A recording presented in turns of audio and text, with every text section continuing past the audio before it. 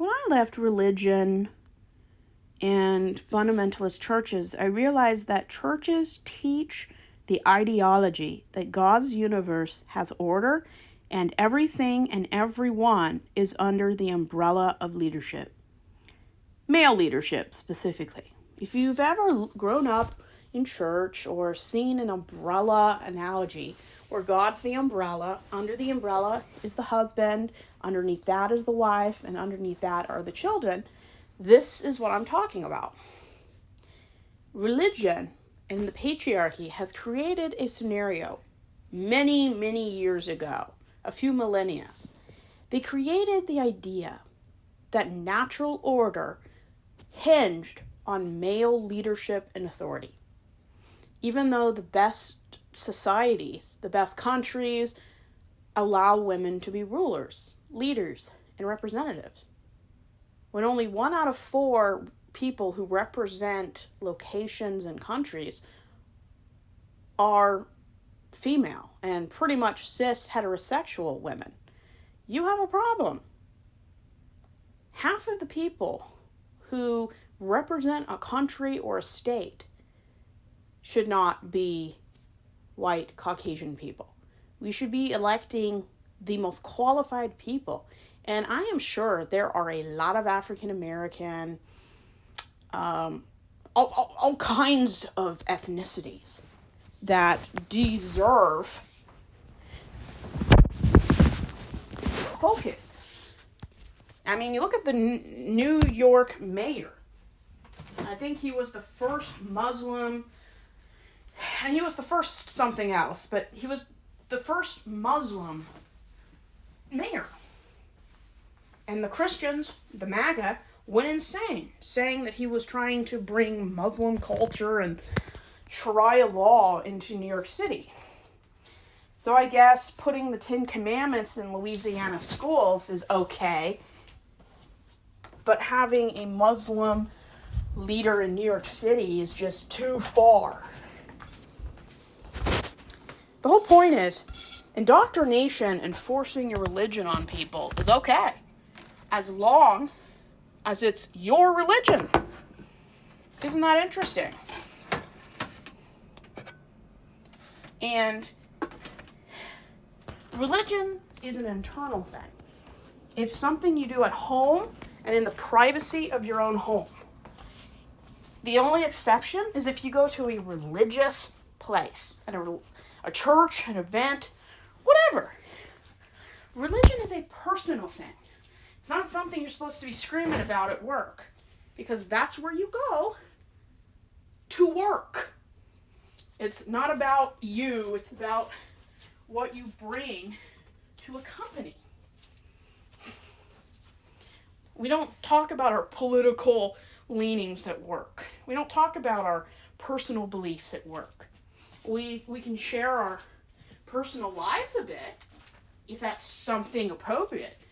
But if you want to cram Christianity and religion down people's throat, then all other belief systems can do the same. They shouldn't, but that's the philosophy of Christianity. I have never known a single Christian that didn't believe that their views were the only right way to believe and that everyone else was deceived and going to hell. Haven't met a Christian that didn't believe that. Because if you call yourself a Bible-believing Christian, that's what you believe. There's no way around that. If you don't accept that, you can't be a Christian. Because that's the cornerstone of Christianity. It's like believing in the sacrament if you're a day-to-day Catholic. You can't get away from that. And when you have a patriarchal, sexist, misogynistic, transphobic umbrella analogy that everyone is under male authority is utterly unnatural. It is unnatural for men to be in charge because of their gender and orientation. Now, don't misunderstand me. I'm not saying that men can't be leaders. I'm saying the idea and any place that functions under the idea that the only legitimate godly way to have leadership is through men. And that anything that isn't cis heterosexual men, usually white, anything like women, Muslims, blacks, Asians, anyone who isn't white, cis heterosexual men, any other leaders but that is unnatural. And we had a qualified multi-race vice president, experienced, knew what she was talking about. And we still chose a felon president with 39 felonies. A sex offender, someone who admitted to sexual assault on live television, found liable for assault. And we still thought that this pig was better than an experienced woman of mixed race who could have been groundbreaking if she had gotten the chance. Like, no way. No way could you justify electing someone like Trump unless you have conservative beliefs or you're desperate to return to a time where women were property and African American people were third-class citizens because women were second-class. And America was never great for anybody but white, cis, heterosexual men. This is what Christianity and fundamentalism is. They believe that the divine order, their divine authority, comes from God and is given just to men. That's why Mormons call it the priesthood. Men don't get to be in charge because of their genitals or their chromosomes. They get to be in charge if they are the best, most experienced individual that has the faith and backing of the people they represent. Leaders are stewards of their position. They give answer to the people, not to a God that doesn't exist. And anytime you don't have the religious layer of divine authority, there's still an imbalance. You add a divine, godly authority from above, you're adding a whole new complex layer of power imbalance. And when men believe that their authority comes from God, it's much easier to justify and hide misconduct against vulnerable kids and women. I completely reject that everything that is controlled by men is natural and the way the world works. Well, the world used to work under slavery, women being owned, and Asian people not allowed in the U.S. due to racism. But we don't live in that world, thank goodness. We're starting to live in it again due to the ICE problem. There is no divine headship. There's no God. There's no authority but what is given to people, leaders by the people. That's why a president isn't an absolute ruler. A pastor is not in charge. They are elected and voted into these positions of trust to be stewards of the people who put them there. Whether because of ignorance, stupidity, lack of education, blind faith, naivety, whatever got that person in there. At the end of the day, it doesn't really matter. The people are responsible for the leaders we have. And when anyone believes that a natural order of things revolves around men being in charge, men blame women for the way the world is going. Even though women, only 1 out of 4 leaders on this planet, are women. Less than 25%. If women haven't been in charge very long, or not even consistently in charge ever, how can they be running a world that is almost entirely controlled by men? If men are in charge 75% of the time, and women are in charge no more than 25% of the time, how can men blame women for something they're not in control of?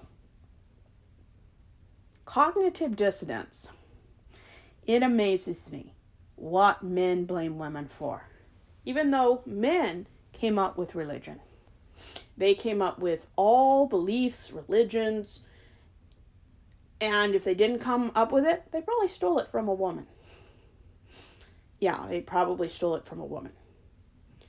I want nothing to do with any secular or religious institution or religion that sees women as inferior, and women's divine order is to be under the authority of men. We've been under male authority long enough. If women were in charge, very few of the problems in society would exist. There would be few to no wars. Starvation and hunger would be cured. Domestic violence would almost not exist. If women had the physical strength to put right the issues of the world, we would still have problems. But 95% of the predators would be too afraid to prey. Because when women are in charge, they don't give out tiny little punishments, especially if they're liberal people. We need to completely disrupt the idea that gender means you have divine authority. The only authority that you get is from your delusions or from people who voted for you. That's it. And if people vote for bad people, the people are bad. And every generation that goes by and becomes voters, we're doing better, except for this last election. We are consistently choosing people that are better. And that is amazing. I think that once all of the baby boomers are gone, and the last two generations have doubled the people that are out proud and being who they are. If we can, just progress toward the generations that were born after 2015, when most illegal things became legal, especially for the LGBTQIA community, we'll live in a better world. Anyone born after 2015 grew up in the United States that everyone had equal legal right to get married.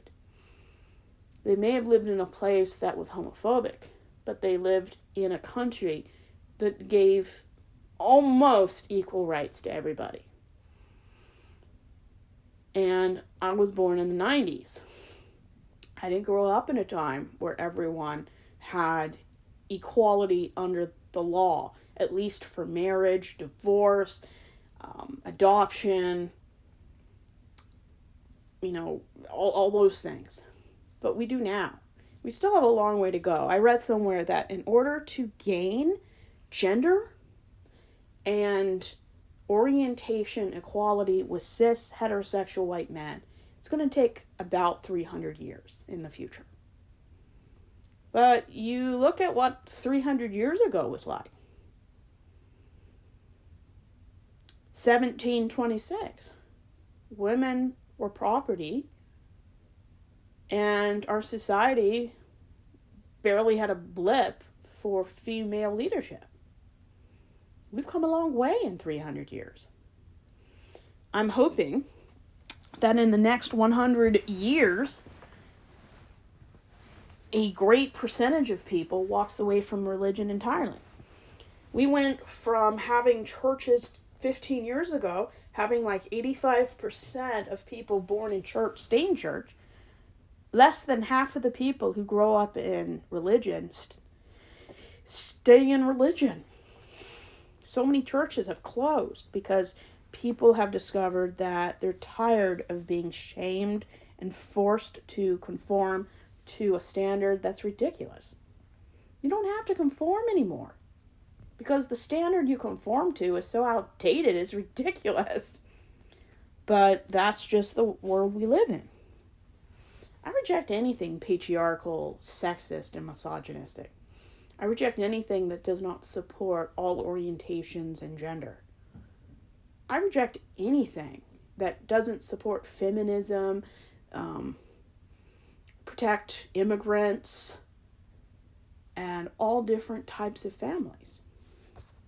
Life's short, and people who hate on people who are different, on average, live about 3 years less than people who accept, support, and care about people who aren't like them.